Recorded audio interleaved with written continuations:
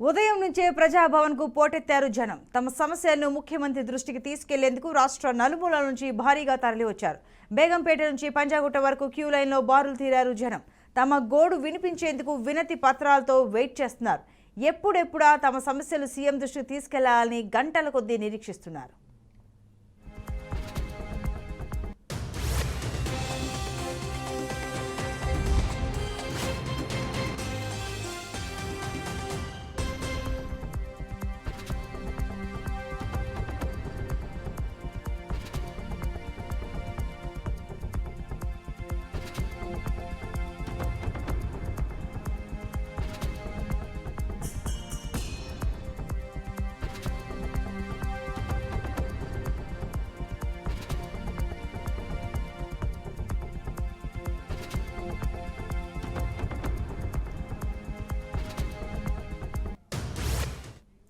ఇక ఉదయం నుంచే ప్రజాభవన్కు పోటెత్తారు జనం. తమ సమస్యలను ముఖ్యమంత్రి రేవంత్ రెడ్డి దృష్టికి తీసుకెళ్లేందుకు రాష్ట్ర నలుమూలల నుంచి భారీగా తరలివచ్చారు.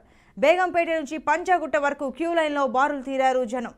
తమ గోడు వినిపించేందుకు వినతి పత్రాలతో సహా వెయిట్ చేస్తున్నారు. ఎప్పుడెప్పుడు తమ సమస్యలు సీఎం దృష్టికి తీసుకువెళ్లాలా అని గంటల కొద్దీ నిరీక్షిస్తున్నారు. ఇక ప్రజాభవన్ దగ్గర క్యూ లైన్లో బారులు తీరి ఉన్న జనం, ఇక అక్కడ జరుగుతున్న పరిస్థితి, అక్కడ ఏంటి అనేది పూర్తి వివరాలు మా ప్రతినిధి క్రాంతి లైవ్ ద్వారా అందిస్తారు. క్రాంతి, చెప్పండి. చూస్తున్నాం అక్కడ ప్రజాభవన్ గేట్ దగ్గర నుంచి ఇటు పంజాగుట్ట జంక్షన్ వరకు కూడా క్యూ లైన్ ఉన్నట్టుగా కనిపిస్తోంది. అసలు ఏం జరుగుతుంది అక్కడ?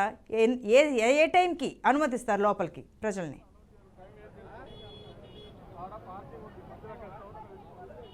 రైట్ సంతోషి, ప్రస్తుతానికి మనమైతే ఏదైతే మన బేగంపేటలోని మన ప్రజా దర్బార్లో ఉన్నామో, ప్రస్తుతానికి మనం చూడవచ్చు ఇక్కడ గందరగోళంగా నిలిచింది. ఈరోజు శుక్రవారం ఏదైతే కొత్త ప్రభుత్వం చెప్పిన ప్రకారంగా మంగళవారము ఇటు శుక్రవారం పూట ఉదయం 10 గంటలలోపు వచ్చిన వాళ్ళ అందరి ఏదైతే విన్నపత్రం అనేది తీసుకుంటామని ప్రకటించారు ప్రభుత్వం. కానీ ఇదే విధంగా చూసుకున్నట్లే ఈరోజు శుక్రవారం కాబట్టి ఈరోజు ఉదయం 4:30-5 గంటల నుంచే బార్లు కడుతున్నట్టుగా తెలుస్తుంది. ఇక్కడ క్యూ లైన్స్ మాత్రం దాదాపుగా బేగంపేట ఏదైతే ప్రజా దర్బార్ క్యాంప్ ఆఫీస్ నుంచి పెట్టుకుంటే అయితే దాదాపుగా పంజగుట్ట చౌరస్తా వరకు లైన్లు మాత్రం ఉన్నట్లు మనకు తెలుస్తుంది. దాదాపుగా 1.5 కిలోమీటర్స్ 1.5 కిలోమీటర్ల వరకు ప్రజలు మాత్రం ఈరోజు వచ్చారు. వాళ్ళకున్న సమస్యల్ని తెలుసుకుందామనేసి అని. అదేవిధంగా మనం ఇక్కడ విజువల్స్ లో కూడా చూడొచ్చు, ఇక్కడ వికలాంగులు కూడా ఎంతో ఇబ్బందిగా పడుతున్నట్టు. ఎందుకంటే ఇంతమంది పోటెత్తుతారనేసి అని ఇటు ఎవరు ఊహించని విధంగా ఈ రోజు మాత్రం మనం చూడొచ్చు. గతంలో మొన్న మంగళవారం కావచ్చు, ఇటు మొదటి రోజు ప్రజా దర్బార్ నిర్వహించిన రోజు కూడా మరీ ఇంత పబ్లిక్ అనేది పోటెత్తలేదు. కానీ రోజు మాత్రం ఇది ప్రజల సమస్యలను చెప్పుకోవడానికి మాత్రం క్యూ లైన్లు కడుతున్నారని అని చెప్పొచ్చు. ఇదే అంశంపై మరి కొంతమందితో మాట్లాడడానికి మనం ప్రయత్నిద్దాము. సంతోషి, ప్రస్తుతానికి మనతో పాటు కొంతమంది ఉన్నారు. చెప్పండి, మీరు ఎక్కడి నుంచి వచ్చారు, ఏంది మీ సమస్య ఏంటిది? కరీంనగర్ జిల్లా ఓంగాడు 2006లో అనుచిత కారణాల వల్ల మా ఓంగాడు జాబులు తీసేసారు. అప్పుడు మాకు ఓంగాడు జాబులు ఇవ్వాలని చెప్పి గత ప్రభుత్వాలు ఎంతమంది దగ్గరికి పోయి మొరపెట్టుకున్నా కానీ మాకు ఇంతవరకు ఇవ్వలేదు. మేము ట్రిబ్యునల్ కోర్టుకు ఆశ్రయించినాం. ట్రిబ్యునల్ కోర్టు కూడా మాకు ఇవ్వాలి అని చెప్పి ఇచ్చింది. మళ్ళీ వాళ్ళు హైకోర్టుకు పోయారు. హైకోర్టు కూడా మళ్ళీ మేము పోతే కూడా ఈ చిన్న కారణాలు చెప్పి వీళ్ళ జాబులు తీసేయకండి, వీళ్ళ జీవితాలతో ఆడుకోకండి, మీరు ఖచ్చితంగా వీళ్ళ జాబులు వీళ్ళకి ఇవ్వండి అని చెప్పి ఇచ్చినా కానీ మళ్ళా ప్రభుత్వం కేసీఆర్ దగ్గరికి వచ్చే వరకు ఈ హోంగార్డుల వ్యవస్థ అనేది మొత్తం పక్కన పెట్టేసాడు. ఎలాంటి పట్టించుకోకుండా ఏం చేయకుండా చేశాడు. ఇప్పుడు మళ్ళా కాంగ్రెస్ కొత్త ప్రభుత్వము రావాలని చెప్పి మేము అందరం కోరుకున్నాం. వచ్చింది. రేవంత్ రెడ్డి గారు కూడా సీఎం అయినారు. ఇప్పుడు దయచేసి ఇప్పటికైనా కానీ మా విధులను మేము సక్రమంగా చేసుకుంటాం. మాకు ఖచ్చితంగా మా జాబులు మాకు ఇవ్వాలని మేము కోరుకుంటున్నాం. ప్రతి ఒక్కల సమస్యలు అంటే ప్రతి ఒక్కరికి ఒక్క కౌంటర్ పెట్టారు. ఇలా మొత్తం అన్ని జిల్లాల వల్ల అట్లా కాకుండా 2 జిల్లాలు ఒక వారం, 2 జిల్లాలు ఒక వారం, ఇట్లా అందరికీ టైమింగ్ ఇస్తే బాగుంటుందని నా ఆలోచన. అంతా ఒక్కడే కౌంటర్ పెట్టిరు. ఇది కూడా అద్వైతలేదు.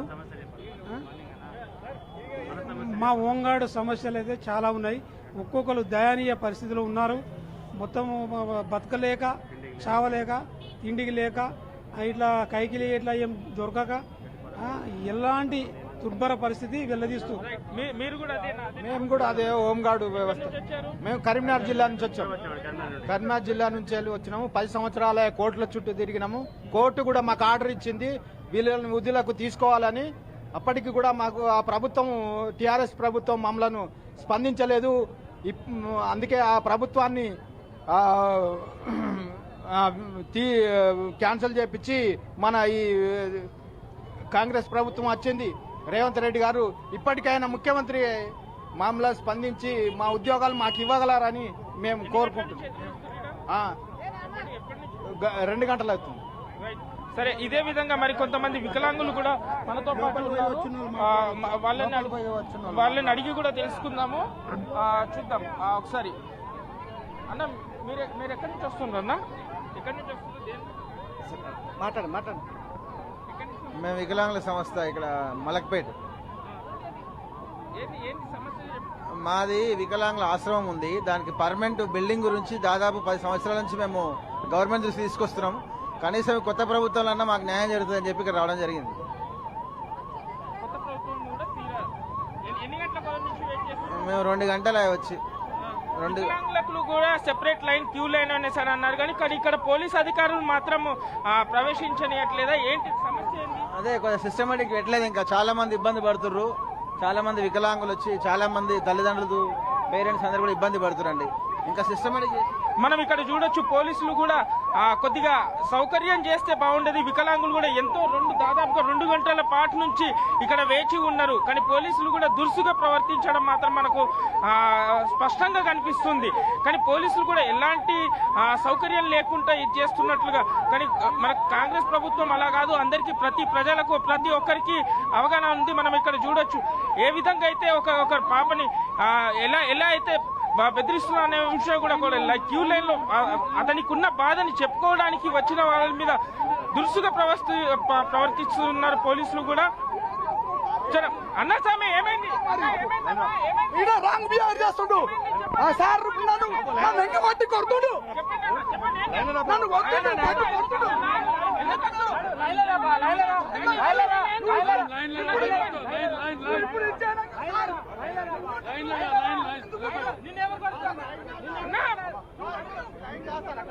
చూడొచ్చు మనము ఏ విధంగా పోలీసులు కూడా దౌర్జన్యం ఏ విధంగా చేస్తున్నారో. పాపని ఎత్తుకొని కూడా ఉన్న అతని పైన మనం మాట్లాడైతే ప్రయత్నం చేద్దాము. అన్న ఏమైంది చెప్పండి. ఏమైంది?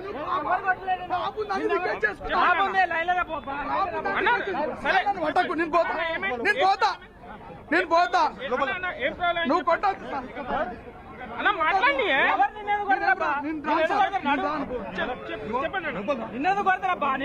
నువ్వు కొట్టినావు సార్. నన్ను ఎందుకు కొట్టినావు?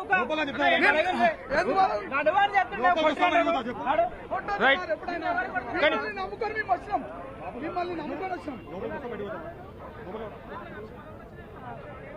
అదేవిధంగా ఇది చూడండి, దేని గురించి చెప్పుకుందామని వచ్చి. మాకు ల్యాండ్ ప్రాబ్లం ఉంది సార్. ఇది మండల లెవెల్ పెడితే బాగుంటుంది. పిచ్చుకుంట్ల గవర్నమెంట్ కాకపోతే సార్ వీడు Congress government waste government sir. ఇది కేసీఆర్ మంచిగా ఉంటాడు సార్. జై కేసీఆర్. రైట్, మనం చూడొచ్చు ప్రజలది ఎన్నో సమస్యల మీద చెప్పుకోవడానికైతే భారీ ఎత్తున వచ్చారు ఈరోజు. కానీ పోలీసులకు కూడా ప్రజలని ఆపడానికి, ఏదైతే సమస్యలున్న చెప్పుకోవడానికి వచ్చిన ప్రజలని ఆపడం మాత్రం భారీ కష్టమే అనేసి అని చెప్పుకోవచ్చు. సంతోషి. కెమెరామ్యాన్ శ్యామ్తో reporter Kranti, BRK news, Hyderabad. Right Kranti.